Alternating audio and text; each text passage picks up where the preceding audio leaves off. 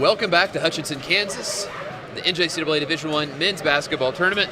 We now know two of our Final Four teams, Connor State, Oklahoma, and Trinity Valley, the Cardinals, coached by Greg Heyer. Coach Greg Heyer, undefeated in the national tournament now, 7-0.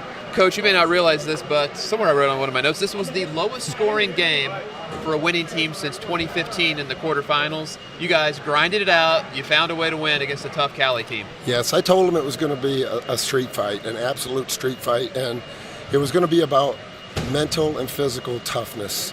And it was going to be a game of runs, but it was going to come down to 50-50 balls, loose balls. They just junk the game up with their aggressiveness on defense, and you can't run anything because they jump switch, and they're really good at it. And, I even, reached out to Will Wade and Bill Armstrong, who they do the same defense, because I'm watching them on video going, wow, they're hard to score on, very hard to score on, and they're very hard to run anything against. And our team is a systematic team, and sometimes when we play teams like this, and I compare them to Lee. Lee in our league is somewhat like Cowley as far as how they play. They're tough, they're aggressive, it's a low-scoring game, and they got good guards. And we found a way to win. I think that, Brandon just pointed out, the biggest, most important stat was, we were 12 of 14 from the line, and they were 11 of 20. And that's kind of the game right there. And they had some good players miss some crucial free throws. And I'm just really happy with, we got down double digits, and I had to swallow my pride and go to zone because they were drive cut, and they were getting us late in the clock. And it ended, the first half they ended doing it, and, give Coach Jackson credit. They came out in the second half, and they kept attacking what was working for them. And that's just a sign of a great coach team. And, you said it before the game, what a great coach he is. And he is. He's a great coach. And we said before the game, we just look forward to competing against each other. And after the game, we said the same thing. Like, what a game, what a competitive game. Grind Coach, it out. You know better than anybody other than Todd Franklin. You two are about the only ones that would know. You don't win a national championship here without something breaking your way. But you have to be prepared for when it comes, right? And that's that one free throw, that we're looking at there. But the guys had to really lock in for that opportunity to even matter, right? They really had to come together as a team, and we saw it on the sideline. The under 16 timeout, I looked at them. It's under 16, under 12, and we got down 11. For the fans here, I'll give a good old perspective here. At the 15:21 left to go in the second half, you guys were down 12. Down 12. And you had done like a full line shift, right? That was right after you did a line shift, brought in a new five. Yep, I brought in a freshman, mostly freshmen, who have brought us back in a lot of games this year. But I told him, I looked at him, I said, you've been here since July. You've worked your tail off. You've gotten up, you've ran hills, you've done skill workout, you've had weights in your arms while you're playing defense. For this moment, is this how you want to go out? Is this really how you want to go out? Because I told you before the game, everything I told you before the game is happening, and it's about toughness. And you guys are coming apart as it's getting tough, and they're in your head. You guys got to regroup and gather, and all the tough things we've done in practice to prepare you for this, you got to bring it out now. And they came out and they fought back, and they showed a lot of grit and a lot of toughness, and just really proud of the group. I wanted to ask you about a couple of kids, just to give you an opportunity to talk about some of your kids. MJ Wardlow, he comes off the bench. I thought he played some excellent minutes for you in the second half. Kind of as if you found that group that was kind of working together. MJ was one of those guys. He finished with 6 points, but I think there's probably a lot more to his story and what he did for the team than that. Tyler Smith, a guy that you had with you last year that came with you.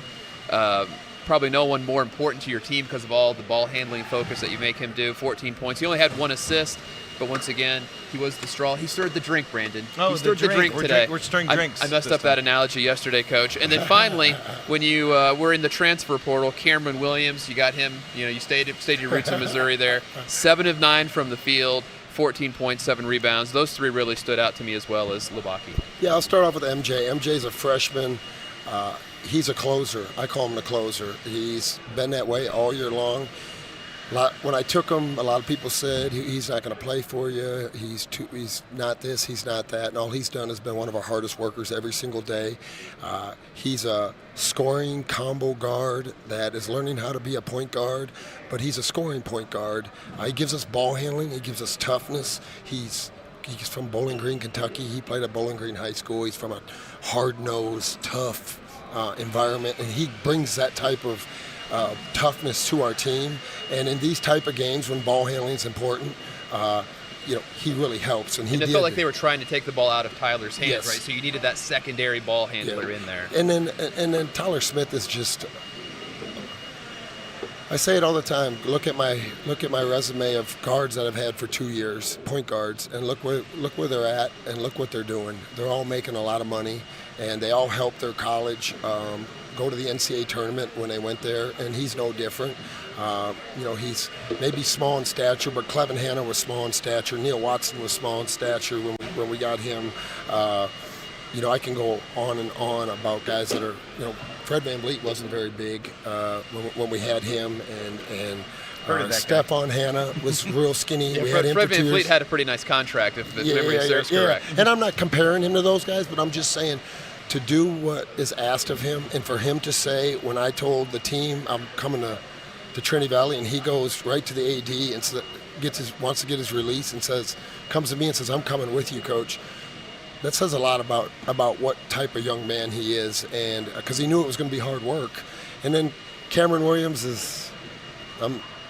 he was 242 pounds when he arrived on campus. He's 215 pounds right now. He was a 5-man. He's one of them Division I 4s that you can play small ball 5 with to finish a game, and he played some 5-4, depending on what you want to call Zadie at the end of the game. But he's excellent at scoring around the basket. He's a really efficient player. He's our highest plus-minus guy on the year, so he's that important when he's in a game. I don't know what his plus-minus was today. +9 tonight, so he was third highest on your team. Knuckles with a 16, Tyler with an 11. And those are the three. That would be 1, 2, and 3 on the team. And but I just said, just throw it down and let them start barkling these guys. And when 4 got in foul trouble, I said, Cam, just go set a ball screen, get the switch, go to the block, and let's throw it to them and let's play off it. We're not going to be able to run anything, but we're just going to run this. Is there beauty in that simplicity for you sometimes? Yeah. Just to keep it simple and.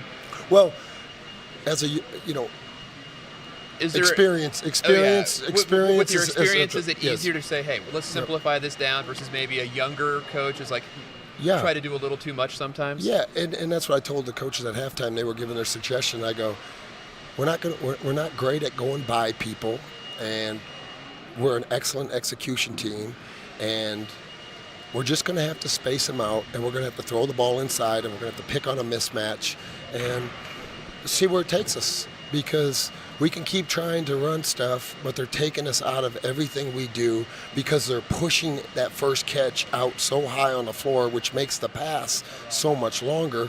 And you just got to swallow your pride and just trust your players, and that's what I did. Well, where it's taking you is to the Final Four. I know. We're going to the Final Four. You're in the Final Four. You're 7-0 in the national tournament.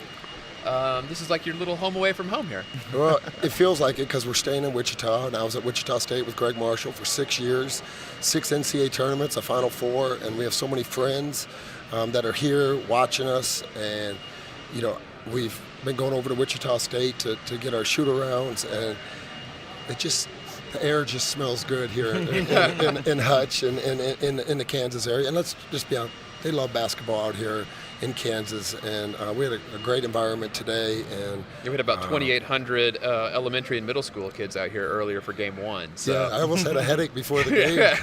I don't think they knew what they were cheering at, but they were cheering. They were cheering the whole time. Very loud. So well, this is one in the books for Region 14. Your region has 2 more today, right? You could have 3 out of the 4 in the Final Four, which would be amazing. I said it yesterday, and I really believe it.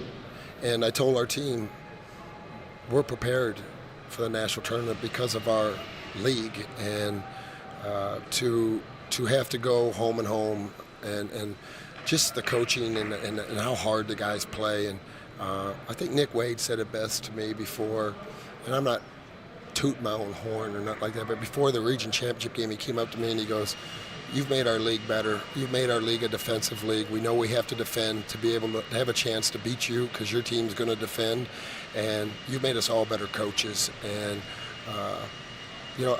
I just took that as a huge compliment for the league. And but when you look at the numbers, our league is excellent defensively and very well coached. I'm a fan of. And the facilities and just everything about our league is so I'm rooting for them tonight. So we got Angelina South Plains up next. Now you'll be rooting for the Roadrunners.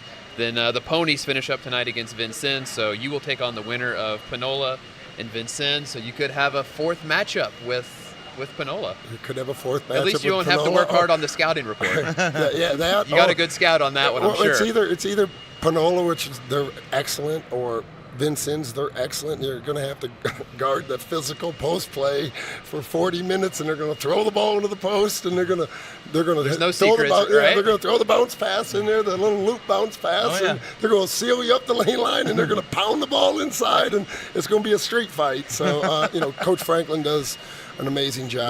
We want to set a line on a Trinity Valley Vincennes game for first one to 48 wins. Well, I know Landers I think he said the first one to 40 in this game was going to win. So, Coach Landers, kudos to him. He knew this was going to be a rock fight. Coach, enjoy this one with your guys. Day off tomorrow. There you go. Well, it's never a day off in a coach's life, right? No, it's never a day off. But I mean, a day off of not having I don't know what you want to call tonight's game, but I don't know if you want to call it stressful. I don't know if you want to call it fun, whatever. But hey, we found a way. It's a win, right? Yeah, It's a win. It was That's fun. what we call it. It's a win. It was fun when the horn went off. Yeah, exactly. Well, congratulations, Coach. Enjoy it. And I know everybody's excited to see you guys play back on Friday night. Thank you guys so much. Thanks. Like I said it again. Thank you guys for everything that you guys do for junior college basketball. It's amazing. We love it. Happy to do it. All right, that's Coach Greg Heyer. Continues to stay undefeated in the national tournament, 7-0. No one's ever had a better winning percentage than GH. Nope. Yeah, you mathematically cannot have a better winning percentage than 100%, Mr. Nielsen. I double-checked it. Can't be done. Matt checks out. All right, coming up next, we have South Plains Angelina Roadrunners and the Texans, followed by Panola, the Ponies, and the Vincennes University Trailblazers, Kulikowski Franklin, Sowers Montgomery. 4 more awesome teams you have to take the court. Brandon, any thoughts before we sign off? Something tells me that these next two are going to be just as good as these first two. I mean, talk about great basketball, great finishes. I think we got a big evening ahead of us. 2 games, 2 one-point finishes. No doubt we have an amazing night of junior college basketball ahead. This is the best day of the junior college basketball season, the Elite Eight. Stay with us. Immediately following Game 3, we'll have an interview with the winning coach. JUCO Jam sideline show. It's a great day for junior college basketball. Have a great day, and we'll see you in a couple of hours.